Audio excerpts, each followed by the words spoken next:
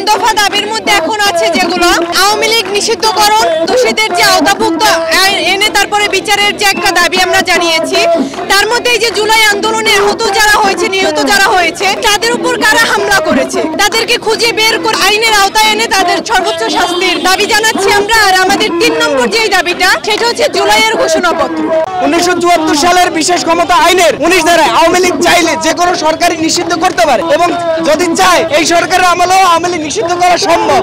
এখন সেই প্রক্রিয়া আমরা যাতে সরকার যাতে চায় সেই জন্য আমরা আজকে রাজপথে আছি, থাকবো এবং আওয়ামী লীগ নিষিদ্ধ না করা পর্যন্ত ছাত্র জনতা রাজপথেই থাকবে।